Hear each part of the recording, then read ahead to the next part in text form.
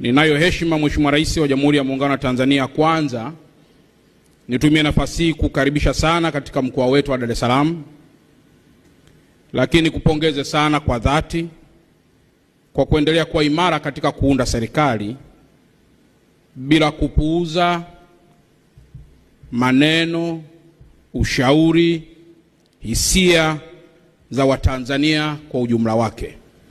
Na katika hili naomba wote kwa pamoja tumpigie makofi Mheshimiwa Rais kwa kufanya hayo.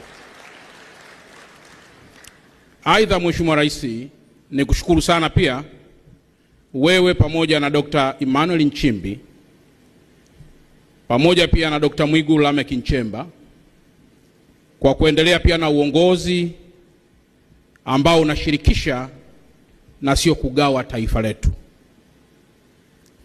Nikushukuru sana pia Mheshimiwa Rais kwa kuunda pia baraza la mawaziri.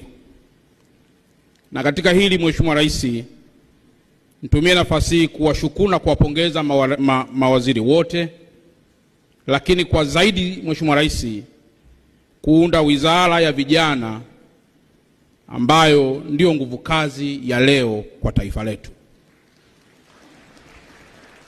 Mheshimiwa Rais, sisi wana Dar es Salaam tumekusikiliza siku kiu unaapishwa. Tumesikiliza hotuba yako ya kwanza katika Bunge la Jamhuri ya Muungano wa Tanzania.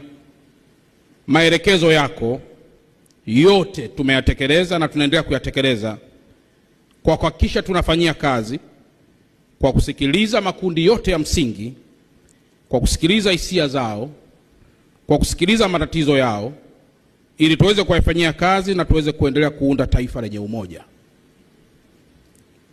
Mheshimiwa Rais, leo unakutana na baraza la wazee katika mkoa wetu wa Dar es Salaam.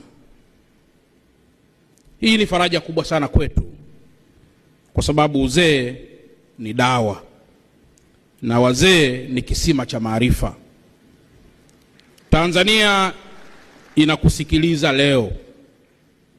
Tulitoa taarifa kwamba leo utazungumza na wazee katika mkoa huu, lakini pia utatumia nafasi hii kuhutubia taifa letu. Na kila mmoja ana hamu na shauku ya kuweza kusikiliza wewe Mheshimiwa Rais, na sisi tutaendelea kuchukua yale ambayo utaendelea kutuelekeza ili tuweze kuyafanyia kazi.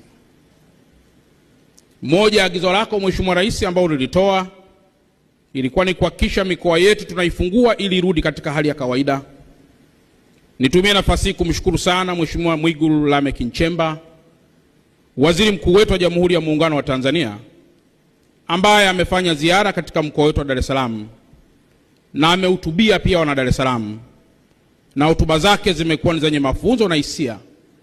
Zimekuwa ni hotuba zinazounganisha watu na hotuba zinazofungua mlango kwa mtu yoyote mwenye manunguniko kuweza kukaa meza moja. Mheshimiwa Rais, nitumie kwa dhati kabisa kumshukuru kiongozi huyu ambaye pia amekuwa bila kusita akizungumza na kila makundi bila ubaguzi wa aina yoyote. Naomba ndugu zangu wajumbe tumpigie pia makofi Mheshimiwa Lameck Mwigulu Nchemba.